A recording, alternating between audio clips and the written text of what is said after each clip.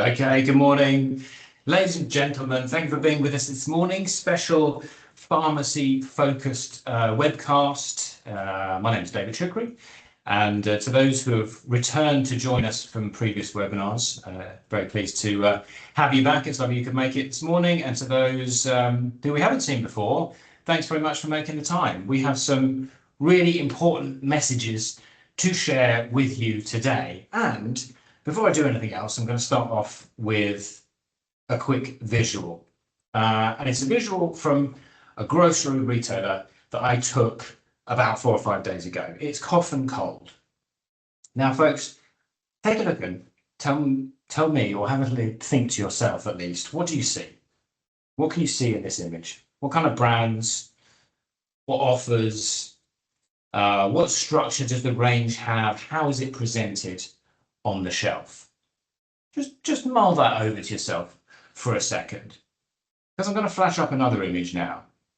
And this second image is not the one that I took just over the weekend.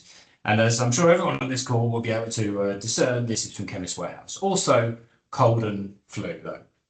Now, how does this one compare, do you think, to the previous one? Some similarities, maybe? A few clear differences. I think you probably agree as well.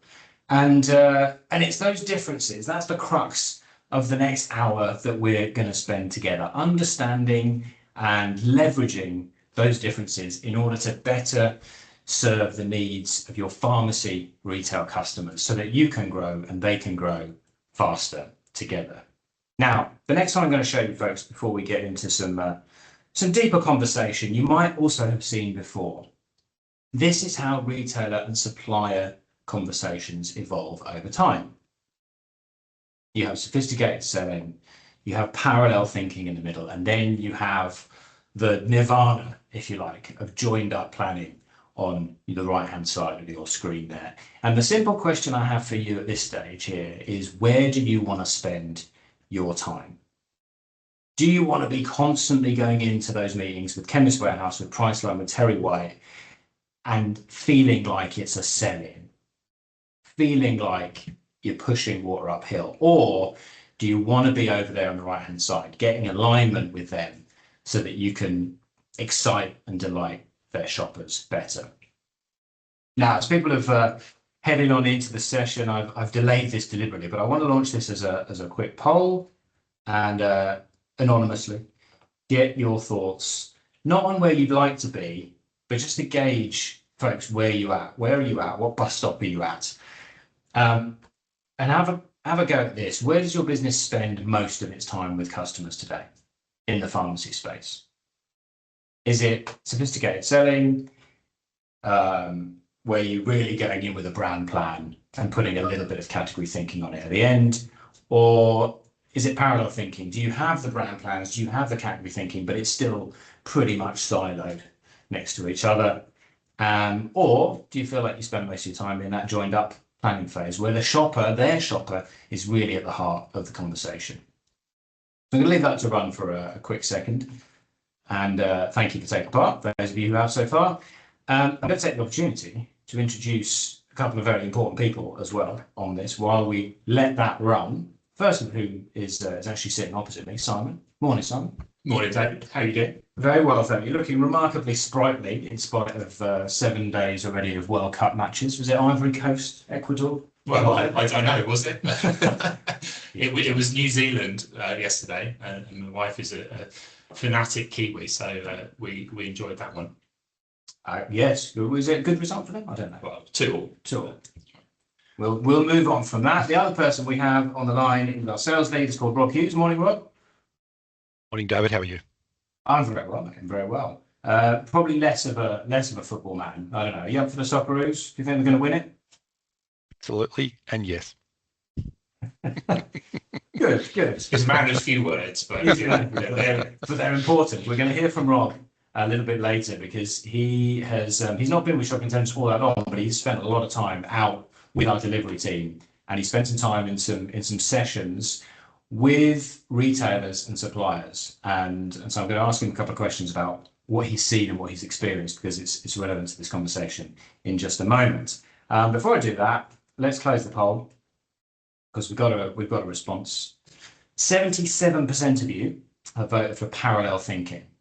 So your business spends most of its time with pharmacy customers in that space where you've got some category planning going on, you've got some brand planning. It hasn't really joined up together necessarily, but importantly, what it feels like is going and trying to sell in to retailers, which is very common, by the way. I should point out it's not at all uncommon when we run this poll for us to see that kind of result. In fact, this is probably a good show in the sense that only 9% of people on this call feel like they're still in sophisticated selling, which is terrific, and the balance in joined up planning, which is also superb. Well, today, wherever you are, is about us giving you 3 tools to help you get to the next level from where you've been. And that's a perfect opportunity to introduce them more fully. So Simon is going to take the lead. What are the 3 things and the 3 areas that you're going to share this morning?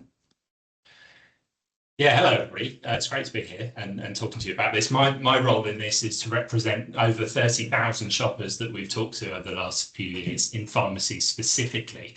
And the 3 things on the page here. So we're going to cover a lot. It's very exciting stuff. We're going to talk about start with satisfaction in terms of what's important to people in pharmacy. What are the factors that drive satisfaction? How well are retailers doing? What are the categories that you need to focus on to deliver on those aspects of satisfaction, and particularly the message beyond price. Secondly, we're going to go into one of the big trends actually that we see not only in pharmacy but actually in Australia in lots of channels, is this idea of how shoppers are changing, which is effectively more intentional shopping pre-store. So that has implications if you're a marketeer in terms of where you spend your marketing dollar pre-store, but also the increasing brand leverage that suppliers and brands have in the sense of driving, brands and categories have an increasing propensity to drive foot traffic into different retailers, and therefore the conversation between retailers and suppliers is changing. And then we'll finish with a toolkit for investment, which is about category role and how you invest in your categories and seeing the bigger picture, but we'll also take that to brand and segment level as well. So lots to cover. Fantastic, terrific. I think the toolkit is definitely going to be a highlight, so stick around till the end, folks. Spin on. Okay, so before we do that, just to introduce how this data works and how we're a little bit different, particularly for those of you who aren't as familiar with shopper intelligence. I'm sure you will be very familiar with scan data and the like, to a degree, loyalty and panel as well. Some great sources of data in terms of explaining how people shop and what's going on from a financial point of view. Also good at a rear view mirror look at sales and success. You need that in your business to understand and track how well you're doing. One of the blind spots of those data sources really though is the understanding of why that's happening. So if you are winning or losing, then why is that? Where are shoppers happy or not so happy with your categories, with your brands? Where on the path and the journey, customer journey, if you like, are they making decisions? And therefore, what levers do we pull to either fix the problem, or if we are winning, hope we are winning, then how do we continue to do that? So that's our point of difference. We're really getting in the heads of shoppers, understanding why and how they shop to support and explain and action the sales data. So now, just to wrap up on a little bit of context, for those of you that like the context, we are talking here about a lot of shoppers that we've spoken to. This is not a small scale survey for those of you who are fresh to this. And we're talking about a total store view. And this is one of the absolute beauties of this. When we talk about the ability to go in and have a different conversation with the retailer, this, as you see in the middle there across the categories and across the fact that we're collecting this information all year round, is about being able to go into Chemist Warehouse or Priceline and have a conversation that says your category is different to A, B, C, D, and E, and this is why, and this is how, and this is what we do about it. So that's what's really special.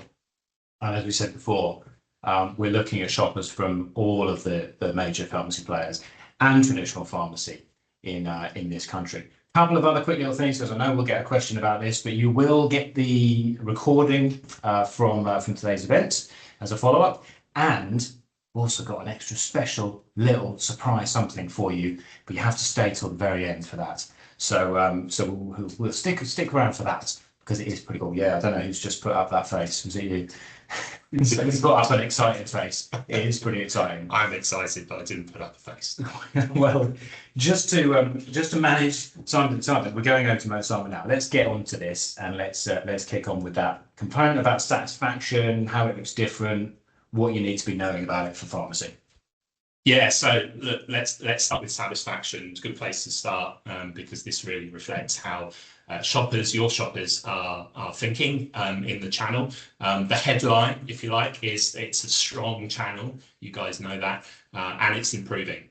Chemist Warehouse leading from a retailer point of view. The differentiators that we're going to go through: price, innovation, and enjoyable shelf. So I'll bring that to life, and the increasing importance, not just of special offers on a high-low, and we'll talk about cost of living and everything else, but the whole value equation. So innovation, premium, and enjoyable shelf, all getting more important to shoppers in this channel. So let me bring this to life in terms of what this looks like. From a real helicopter view, we're asking almost 9,000 shoppers every year. We're going back a few years here, so as I say, over 30,000 shoppers in pharmacy represented on this slide, and we're talking to them about a specific category in a specific retailer. So let's say you bought skincare yesterday in Chemist Warehouse. There's an in-depth questionnaire across many factors, understanding your skincare purchase in Chemist Warehouse. We put all of that together across all categories. There are a number of factors, which I'll show you in a minute, which ladder up in terms of an overall satisfaction number. And you can see significant improvement in terms of trend over the last few years across the channel, which is fantastic. So, Chemist Warehouse, as an example, leading there, up from 67 to 72% satisfaction as net favourables. Priceline doing pretty well, traditional. Terry White, a gap opening up, and in context of the competition, pretty static over the last year, but you can see some real retailer trends. And the sort of thing we can now do is then drill down into categories and say, well, at this very basic level, what are the categories that really drive interest and satisfaction in pharmacy? So cosmetics, number one. Well done if you're a cosmetics supplier out there. That's one of the shining lights in this channel. Body care, female facial skincare, and so on. With all of these, we've got the full list of categories. If you want to know where your category is, then David and Rob will talk about that in a minute.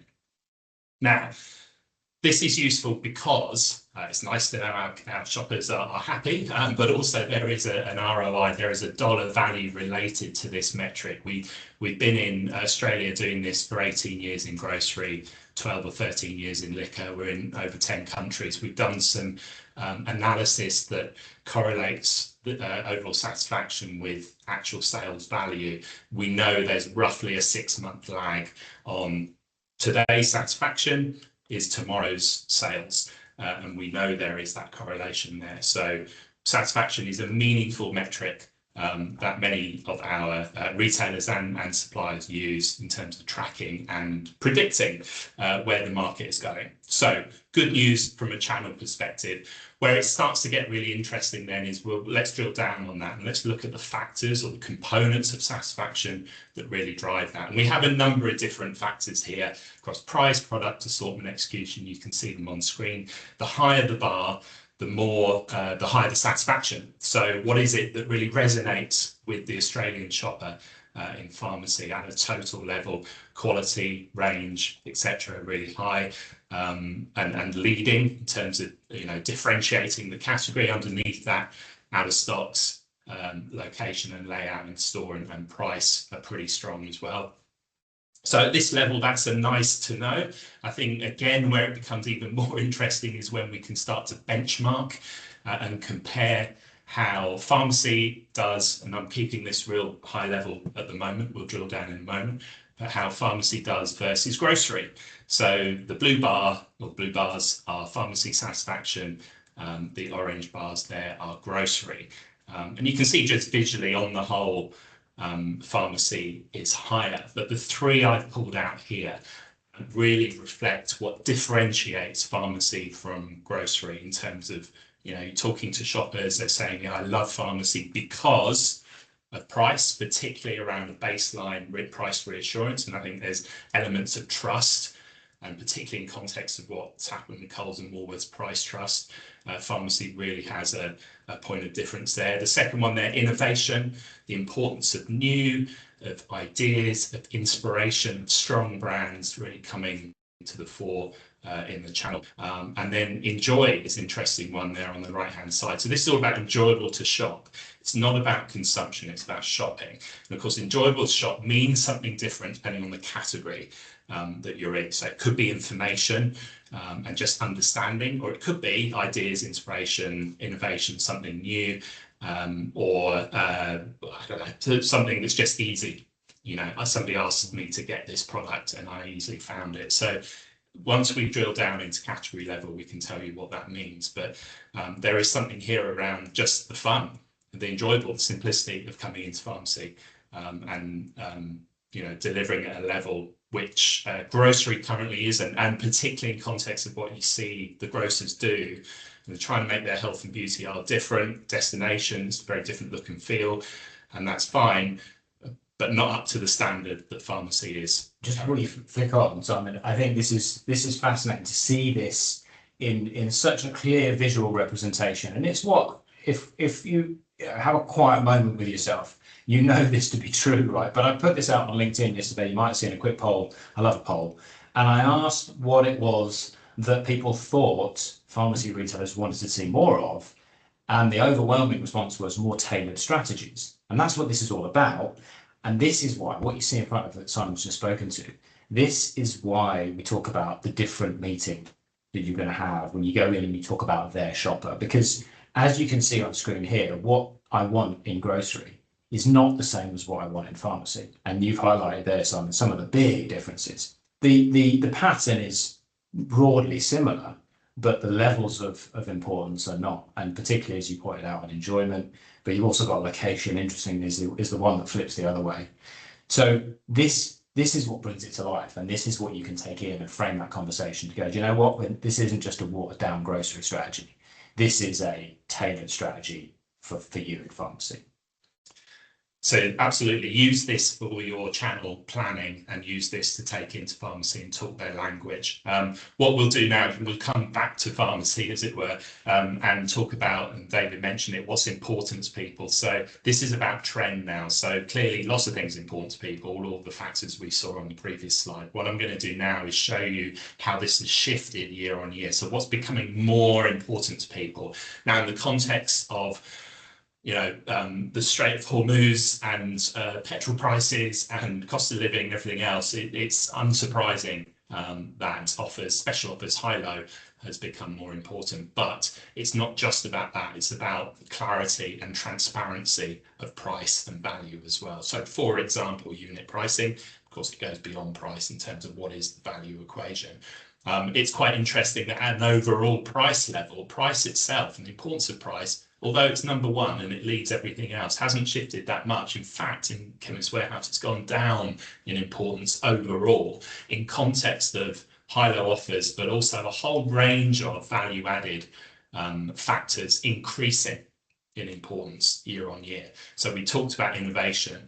That's a key one here. Shoppers are saying year on year, it's much more important to me now than it was a year ago to see new ideas, to see something new, genuine innovation, as well as ideation or theatre at shelf. Premium, they're willing to pay a price for it if it's credible and it's meaningful. And of course, supporting that's things like sustainability in Australia, and then a lot around the shelf as well. Make it simple and make it enjoyable. And we've talked about the enjoyment factor. So yes, of course, price and particularly offers are more important, as you'd expect, but it's much more than that. And it's one of the things that really differentiates this channel is, the role of the brand, innovation in particular, and the ability to charge a premium for it through the eyes of the shopper. So what I'm going to do now is just focus in on those three things that I called out and just bring that to life a little bit more. So we talked about price, we talked about innovation, we talked about enjoyment. So the first thing here is price satisfaction. So it's very similar to what we saw from an overall satisfaction point of view, but just looking at overall price satisfaction, how happy shoppers are with overall price. It's a strong channel. I've snuck in Coles and Woolworths there, so you can see the difference there, the 60% versus, for example, 78 in Chemist Warehouse, just reinforcing this idea that one of the things that really differentiates the channel is price. So great job. Chemist Warehouse clearly leading. However, you can see Priceline closing that gap pretty quickly. So there is, from a retailer perspective, there is an interesting tussle happening there as Priceline gets stronger and stronger, particularly in the last year, while the other retailers are broadly static over year on year. So that's nice from an overall retailer point of view. Where it becomes really interesting then is when we overlay importance. So of course, price is important everywhere all the time. It's a hygiene factor that you have to get right. However, there are certain categories and certain shopper types and missions where price is absolutely critical and is a differentiator. Here's where you need to go over and above in terms of the investment you put in on price. And in our language, where is price most important? So, for example, cosmetics shoppers are saying price is more important to them than shoppers in pharmacy or any other category. So if you're going to lead on price, if you're going to win as a retailer, then you pull the cosmetics lever on price to win as a retailer. If you're a cosmetic supplier, then you need to know that and be armed with that to go in and talk about how you're going to help, how your category is going to help your retailer shopper, coming into store and achieving what they like. And we've got the top 10 there. So vitamins, supplements, hair styling, body care, deodorants, pain relief, allergy, etc. If you want to know where your category sits, then of course, get in touch. The team's here to help. What's really interesting is when we look at the bottom 10, what's the least important category on price? And what does that look like in terms of what your price strategy is and what does differentiate that category? So those are the sorts of conversations we're having, the sorts of things we're helping suppliers with. Very quick aside, retailers, of course, love a top 10. Love a top 10. Love a top 10. I've been in many, many sessions, I know Simon has, Rob has, where you flush that up. Now, of course, the reason is because they have responsibility for all these, right? So they're all relevant to them, but it's that element of being very specific, going in, and we're not talking about a total pharmacy top 10. We're talking about the top 10 on a particular measure or metric for Chemist Warehouse. And I don't think we should underplay the extent to which what we're talking about today is relationship building, and being able to go in and put that information in front of your opposite number, your buyers, the merchandising team for that key customer is just incredibly, incredibly powerful. That's me for the moment. Innovation, this is where we see something slightly different. So you think, Chemist Warehouse are leading everywhere and the pictures are saying, well, not really. Innovation, first of all, Chemist Warehouse and Priceline both getting significantly better over year on year, or even over the last 3 years. Priceline nudging ahead, which is interesting, certainly both opening the gap with Terry White over the last 5 or 6 quarters there, traditional again improving. So remember, we talked about one of the differentiators was innovation in this channel, and both lead retailers really strong in that sense. Again, where do you go to? What are your category levers to pull if you're a retailer on the call to really win on innovation? If you are a baby supplier, for example, then what is it you're doing to not just innovate, but really talk that story to the retailer, take that story to the retailer and really promote this as a way they can win? Cosmetics, skincare, body care, sun cream, etc. These are the categories where shoppers are saying, this is where I would like innovation more than anywhere else. This is where I really look for it.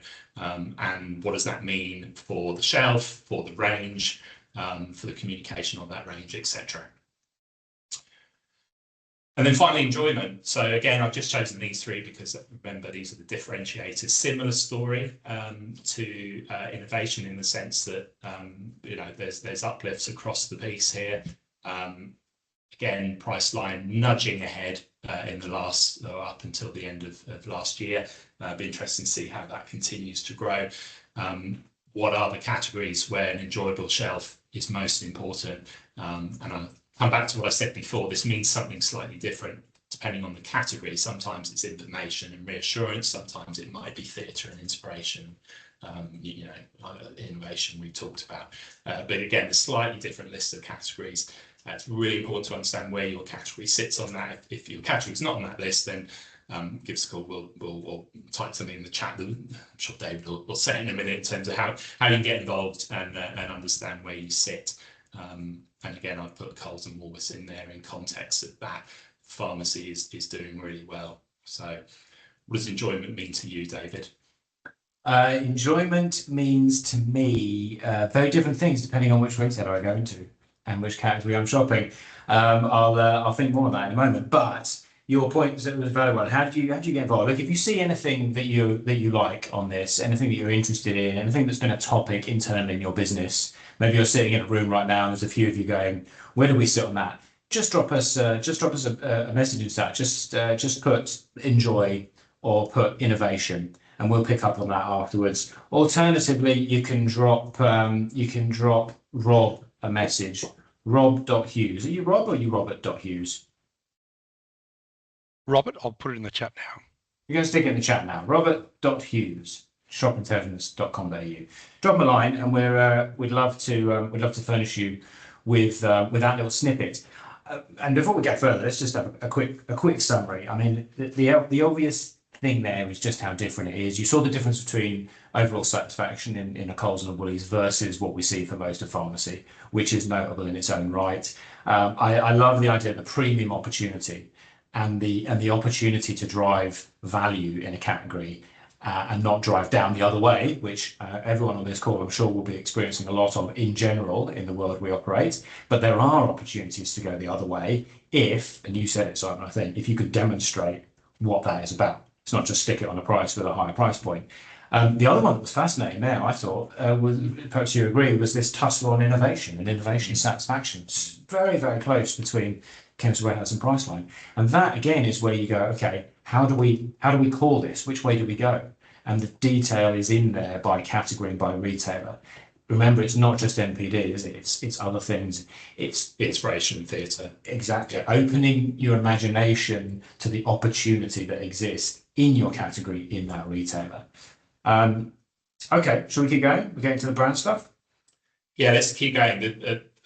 A short section here, but a really important one because it represents one of the big trends and themes we see in pharmacy, but also in other channels, particularly in Australia, and particularly given the economic impact that we've had, arguably bigger than lots of other countries in this part of the world. So what am I talking about? I'm talking about the trend towards greater intentionality, if you like, or pre-store planning in terms of category and brand purchase, not just in terms of deciding you want to buy it, but actually choosing the store and changing the store you go to as a result of that pre-store planning.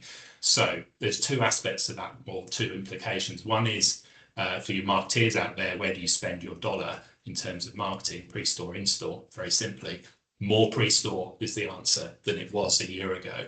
But secondly, and the reason I've called this brand leverage is because the role of categories and brands now is greater in terms of not just driving foot traffic, which is important in itself, but also driving retailer choice. And that's what's changing. So, gone are the days where just autopilot went to our retailer that we always go to, and then we sort of figured out what I'm going to buy on deal or whatever it might be, because it's my routine. Now people are much more promiscuous with their retailer choice based on what they need and what deals they're seeing. And of course, if you put yourself in a retailer perspective, there's a challenge there. I mean, it's an opportunity to get them in, but it's a challenge in terms of, you win somebody, that loyalty can easily ebb away if you get it wrong. And so brands, categories have a little bit more leverage, but a bit more power than they did. So what does that look like? Some key metrics here that we see changing. So one of the measures we ask people is how is skincare or vitamins or whatever category we're talking about a main reason to go shopping. It's one of those questions that we put in to really define the category role and understand traffic drivers. And if you look at the top 5 categories from that perspective, female facial skincare, baby formula skincare, etc., health, food, sports are the big, categories that really drive foot traffic. The main reason to get up off your sofa and go to a pharmacy to buy something. However, what I'm talking about here is the trend year on year. That measure really hasn't changed for a decade across particularly the other channels that we've been measuring for a long time. And suddenly now, in the last year or two, we see it increase significantly. So what does that mean? It means that this mindset of I need this and therefore I'm going to go on a special shopping trip to go and get it has increased, and the retailer choice goes along with that.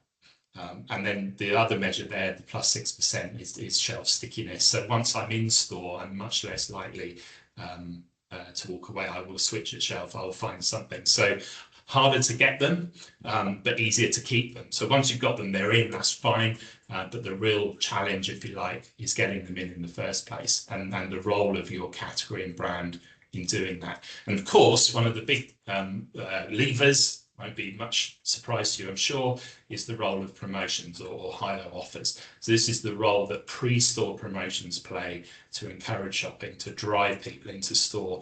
You can see upward trends for certainly Priceline and Chemist Warehouse leading. Terry White in context has gone down.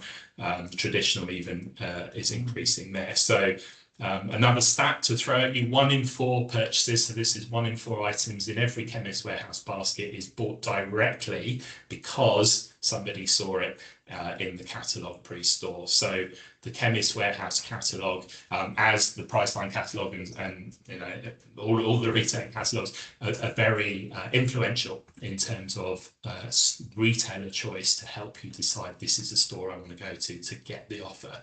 Doesn't have to be just catalogue, of course.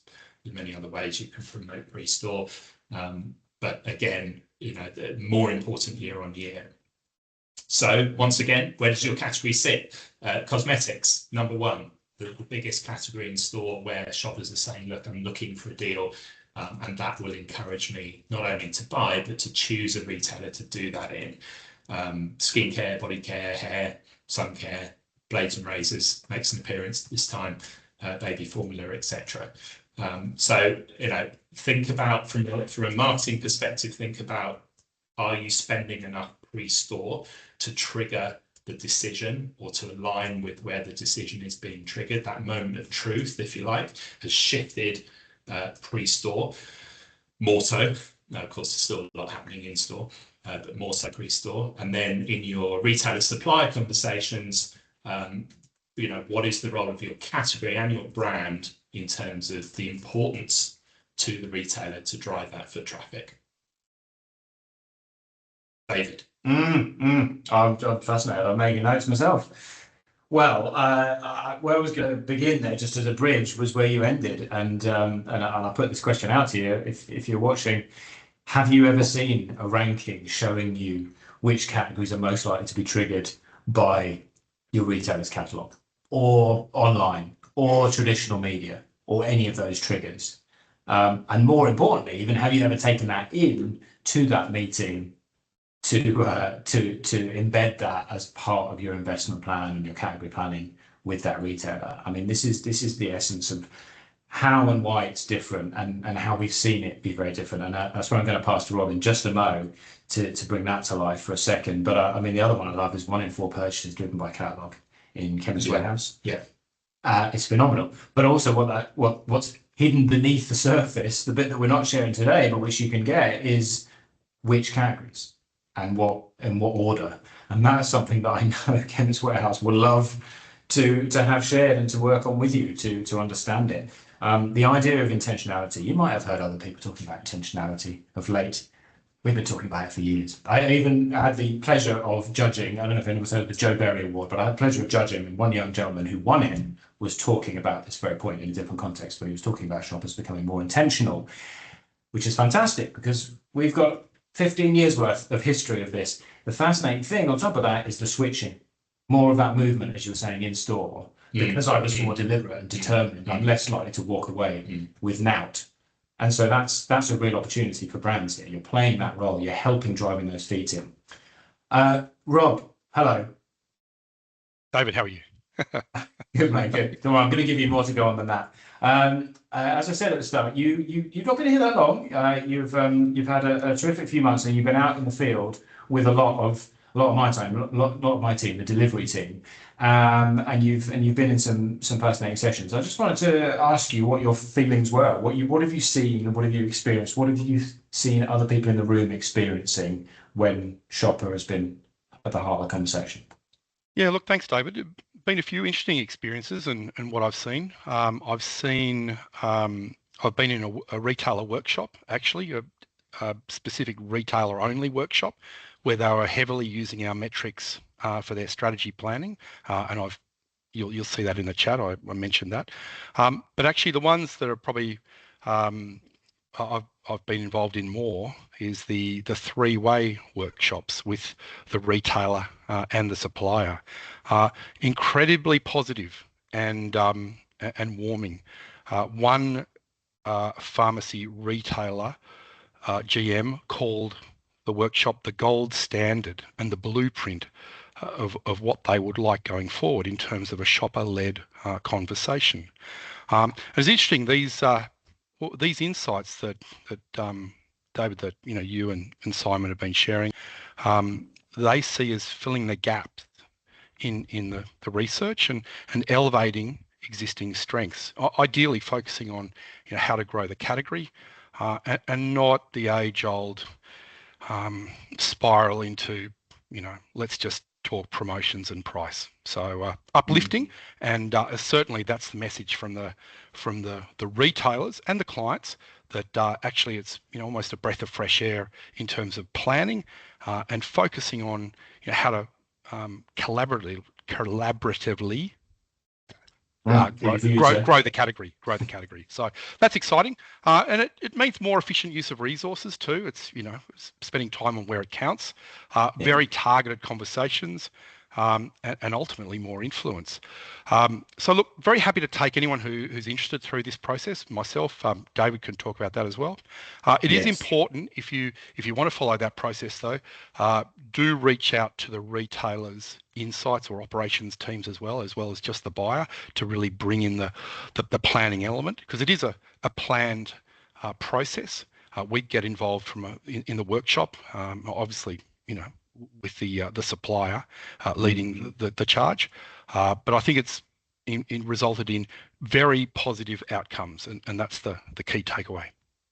It's great. It's great. I think the thing I took most from that, Rob, is the word uplifting. I don't know how many times the word uplifting has been used to describe an interaction between a retailer and a supplier that was based around research. But there it is, and I just build on that, and I echo that. I've been in some of those sessions with you, and it's 100% true.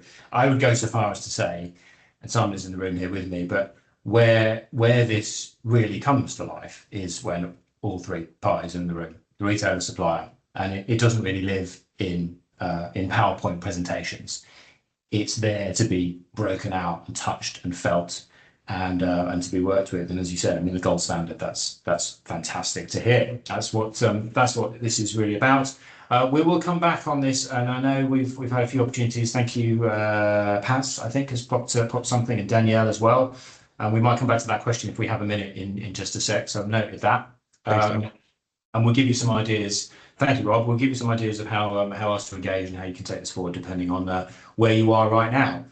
Crucially, because it's 11:41 and we've got a toolkit for investment still to talk you through, and this is perhaps the pièce de résistance. It is. I would suggest It's your natural French flowing through this. It's coming out. Look, I spend a lot of time with retailers, given my retailer background, and the number one gripe they have or moan they have about suppliers is that suppliers come in with a thinking, a perspective that's too narrow. And you know, that sometimes is a brand-led discussion. Here's our brand, it's great. Do you want to buy it? Say quite like that, but you get the idea. Really good suppliers come in and say, look, this is the category, the opportunity, and how we can grow the category. But even that is too narrow a lot of the time for retailers. And great suppliers will come in and say, this is the context of our category in the rest of the store. And therefore the role it has to play. And you might be sitting there going, well, if I'm selling baby formula, then what's that got to do with anything else that's not baby, with skincare or anything else? And actually it's got a lot to do with it, because we talked about the importance of catalogue, for example. You know, you're more important to be on the front page of the catalogue than the skincare or any other category. How do you get space on gondola ends or in-store impulse? So you need to understand what you're competing with in store, because that's the way the retailer sees the world. So this toolkit is a great way to align with and really understand how retailers are thinking, and obviously influence their decision making using your categories. But it goes a level beneath that as well, and I'll bring to life the brand lens and the segment and pack type lens we can put on it as well. So let me talk you through what this thing looks like, and then I'll bring it to life. So we're going to introduce, we love our 4x4s, our big charts here. The first axis here is going to be, there's this word again, intentionality. Anything over to the right-hand side of the slide is going to be categories that are really strong in terms of driving traffic, highly planned, pre-store decision-making, driving me into store. This is why I'm here. And of course, as we've talked about, this is one of the trends where we see this group of categories growing in importance. Now, if you are on this right-hand side, what does that mean for your levers or your investment priorities? It means that availability is even more important, because that's why they've come in. So more space and investment given to availability. Range, it normally means that it's about core brands. And so it's not a black and white solution this, but in context, relatively smaller range, key brands blocked, clearly signposted, keep the shelf functional, transactional, execute the decision that's already been made, so that shoppers can come in and very quickly find what they're looking for and leave. And in terms of marketing, it's the pre-store emphasis, because that's where the moment of truth is to decide to buy your category or brand is happening pre-store. Now, on the opposite side of that, on the left-hand side of the chart is the opposite of all of that. So, you know, not necessarily even thinking about the category before you came into store, or if you are, then you sort of have vague understanding of what you want, but you're leaving it to the shelf to help you decide. So the shelf has to play a much bigger role in terms of interruption, entice, tempt, switch, trade up, high volumes, premium options, larger rotated range to inspire. Availability relatively less important, because people are less fixated on the solution, and obviously marketing dollar relatively more focused in stores. So this is where you know, your in-store media and so on will have more relevance. So that's the x-axis. The y-axis then is on what we're calling differentiation. So this is the opportunities to drive premium. So premium price points, higher unit margin based on something that's, you know, credible, and also retailer loyalty. So I come into this retailer because they do this category well, and I know I'm going to get what I'm looking for. There's no right or wrong on this. You can be down the bottom, very successful category as well, but it's more about volume and value, and they will shoppers will switch retailers depending on where the deal is. So again, no right or wrong on this, but there are different areas that different categories can sit. So it's great to be a hero. We all love to be a hero. David loves to be a hero, don't you, David? In terms of highly intentional, highly differentiated. But you know, if you're driving the basket through high impulse value deals in things like sports bars and so on, then that's fantastic too. Top left, for example, baby food, impulsive decision making made at shelf. And then bottom right, trip drivers, highly intentional, but more around value, things like allergies. And what we can now do is look at the map of all categories And I've chosen Chemist Warehouse here to bring to life because, again, the retailer view is different. So if you're looking at Priceline, it is different. If you're looking at grocery, it is different. And these categories have different roles. But this is the Chemist Warehouse view.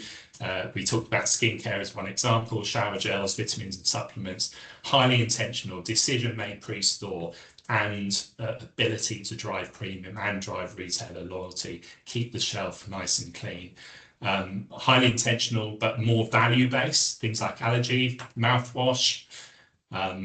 As we move over to the left-hand side of the slide, again, you know, there are still lots of people planning to buy these and coming into store, but remember what I said, the role of the shelf is heightened in terms of not just bringing people into the category, but inspiring, trading up, switching, and in the bottom left, it's largely driven by price or value or offers. So health food, sport, toothpaste, etc. And then finally, top left, what we call profit boosters. So these are the highly differentiated products that can command a premium, and the role of shelf has a bigger role to really drive that inspiration, innovation, information. You remember when we talked about enjoyable at shelf being important and differentiating factor in pharmacy? Again, could be information, inspiration. These are the categories where the shelf really needs to come to life. It's less about clean store policy. It's more about you know, the role of the shelf in triggering these decisions. And it could be, and it often is, a lot about solutions. So it's about the mission or the solution, for example, sports paint from a creams and rubs perspective. Any surprises there, David, in terms of where things sit? I actually can't see it on the screen. You can't see it, well, even with my glasses on, I still can't read it. But I will have another look at it. I'll blow it open. You can think about that as we move on. So look, this is the overall view in terms of getting on the same page with the retailer in terms of the category levers they are pulling. This is what we're working with Chemist Warehouse and a number of other leading retailers across different channels. This is the sort of thing they are using to define category roles and investment decisions. And that's fantastic when you're setting the scene and understanding that perspective. Where it becomes even more, arguably, even more valuable for you, as particularly as a supplier in a particular category, is then when you drill down into a category. So I'm going to look at skincare. Remember, that's top right there in Hero, and I'm really going to dive down now and say, look, where does each brand of skincare sit? So even though the category is a hero category, you can see there are certain brands that really drive that hero perspective in terms of pre-store planning and premiumize offers or ranging. Equally, there are some brands that are more impulsive or value driven.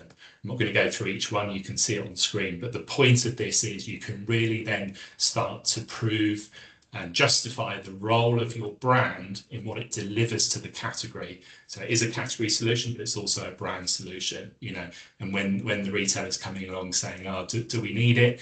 You can say, well, yes, you do need this brand because this is the role it plays. And it's not just brands, it's segments, it's pack types. In this case, it's shopper types as well, male and female, and so on. You know, the role of facial moisturizers and facial treatments is very much highly intentional. On the right-hand side, the role of eye cream and brightening and hand and nail cream on the left has a slightly different role and more emphasis on the shelf to do a bit more in terms of inspiration and all the things we talked about, particularly eye cream, for example, around value. So again, I'm not going to go through each of these. It's just really to highlight that this is great at contextualizing the role that your category plays, getting you on the same page as the retailer, but then you can really dive down and say, what are the levers that we need to pull? What does that mean for ranging? What does that mean for pricing? It's integrated into range and price solutions.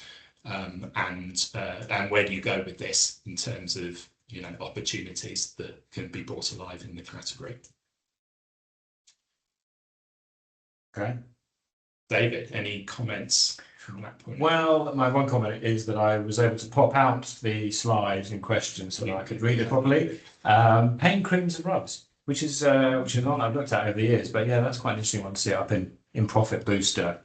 particularly when you think about a lot of the activity that goes on in that category, and how anything in that quadrant has that opportunity to drive further and higher, and it isn't just this sort of bargain basement, give it away, give it away, give it away scenario for all shoppers in all retailers all of the time. And that's something that I hope has come through, is the nuance that exists here. So we're at 11:51. You were on summary slide. There we go. Summary slide. Just to bring it home in terms of what we talked about, and then I'll hand back. Hopefully we've got time for questions or anything else. So what have we talked about? From a pharmacy, this is our inaugural pharmacy State of the Nation. We've seen that, you know, satisfaction in the channel is extremely strong, certainly higher than grocery, and there are strong differentiators beyond price. So price, innovation, enjoyable shelf were the three things we looked at. We saw Chemist Warehouse leading overall and certainly on price, but Priceline closing the gap and starting to nudge ahead on an innovation and enjoyable shelf perspective. So it'd be interesting to track that as we go forward.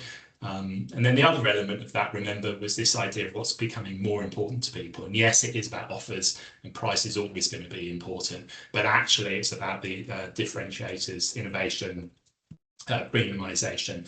You know, what does the value equation look like? And of course, that's a total pharmacy lens where it becomes interesting when we dive into your category and have a look at those trends, and, you know, what does it mean for you? The second thing we looked at, brand leverage, this idea that there is a very strong trend towards greater intentionality. What does that mean? It means shoppers making decisions, more decisions pre-store around the category and the brand they want, and more retailer promiscuity in terms of where they're going to go to get it. So two big implications there. Make sure your marketing spend is skewing more pre-store, because that's the moment of truth, increasing moment of truth, but also make sure you're leveraging your category and your brand in your conversations with the retailer, because it is more important to them. You know, they are relying on you more than ever, and your brands, to drive shoppers into their store and help them win. And of course, bringing that all together was the toolkit, which is the investment roles of different categories and brands and segments and pack types, to really help you win, and put a plan on the page and drive your retailer discussions. Yeah, fantastic. Okay, so we had a couple of comments come through, and we've built on those. If you haven't picked up on it, there's one which I'll call out specifically because we talked about catalogue, and yes, we do distinguish between a paper catalogue and an online catalogue, a digital catalogue, and as Rob has built out, we have a whole bunch of other triggers that form part of the planned and unplanned triggers metric that we have. So you can go into a considerable amount of detail. That's where I'm going to come back to for a little freebie in a minute. I did have a couple of questions actually, because we saw that Simon, the poll ended up with 80% of our audience today in the parallel thinking box. That's where they think they spend most of the time, which is not terrible. It's not a bad thing. What would you recommend, because there's a lot here, what would you recommend almost as a first step to get from there and kind of thinking, yeah, we're doing okay? How would you then take a first step into where you want to be, the joined up planning place? Yeah, I think a lot of the, in my experience, a lot of the what do we call it, the dual lanes, as it were, between brand and category is driven by an internal structure. I think the first step is to bring brand, category, and retailer strategies, plans, right to the beginning of any planning process before the lanes start. And best practice is not just doing that internally with brand and category, but also getting the retailer in the room and saying, you know, let's all share what we're trying to do. And that works as much for the retailer and their plans as it does for yours.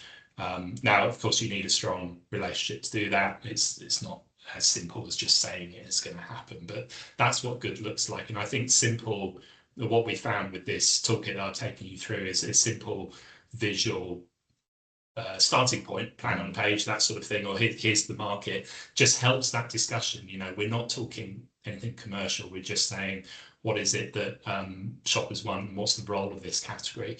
And then once you have that broad understanding, then the lanes can start. There's nothing wrong with the lanes, but they need to join up at each stage. And I think too often they join up too late. So start simple, something on page like the toolkit really helps, and get the 3 players in a room. Yes, I'd agree 100% with that. I think there's often a tendency to overcomplicate at the outset. Rob has referred to it, but I'll mention it again. We have one retailer that would like to see the framework that you've just covered as standard in supplier meetings. And it's not complex, it's not complicated, and with a little bit about satisfaction and importance measures, and then path to purchase, I should say, planned and unplanned levers, you have a very good starting point to commence that conversation, as you say, from the point of view of where their shopper is at. And all of the other teams come in. I mean, when we run the best workshops, all of the teams are there, all of the departments are there. I think I think supply chain got invited to one once for supply chain, so I don't work in supply chain anymore, but they were there once on one occasion, but marketing were there, category were there, buying were there, and the whole retailers team was there as well. One other one, just because we've got a couple of seconds, it's going to be a quick one, but the role of brand, you talked about leveraging brand. Sometimes it can be tricky, particularly for bigger brands, to kind of put that in its appropriate place for a conversation with a retailer and to come in with that category hat on. What would you suggest as being the key to free that up in order to have this conversation? So you don't necessarily go in with brand all over your face, but you can take that step back, and it has a role to play. But how do we get? Yeah, I mean, brands are critical, of course, and more so retailers are aware of that. And the trends in shopping means they have to be aware of that, because it's the brands driving people into store. It's just about, so absolutely front and center, but not at the beginning. So the key thing is starting with the broader picture. What is it the retailers, what does the landscape look like? What is it the retailer is dealing with? What are the challenges and the role of the category? Start with that sort of, not just category story, but the whole store story. That's the whole point of that toolkit, to contextualize it. Then we say, let's all agree the role of this category is this, and then let's agree within the category, here's your brand and how it's going to drive this particular strategy for the category. So you're layering it down, and that's best practice from my perspective. Yes, indeed. We're coming up on the hour. Thank you, Simon. Now, how about some next steps for you? First of all, if you got good value from this session, don't keep it a secret. Love to know. Just drop me a one-liner. That'd be terrific. I've popped my email address in the chat. If you're an existing customer, thanks again for joining us. Drop me a line on the email in the chat if you would like a dedicated run through of this pharmacy state of the nation for your team. If you don't know who your account lead is, don't worry, just drop me the line and we can go from there. If you don't work with this information currently, and you would like to have those more uplifting meetings with your retailers where price and promotion play a role, but they aren't the beginning, the middle, and the end. Does that sound nice? Then drop Robert.Hughes a line. His email's already in there. And he'll talk to you about how these insights change the game and can change the game for you. The giveaway, if you're still there, put catalogue in the chat now if you'd like to see the top 10 categories that are triggered by catalogue for Chemist Warehouse and Priceline, and we will hook you up with that and see if anyone's interested in that in the chat. Thank you, Simon, for taking us through the story this morning. Thank you, Rob, for your input as well. Folks, it's their shoppers, their needs, your growth opportunity, and this is how you make it personal. Thanks for being with us. See you again next time. Take care. Bye-bye.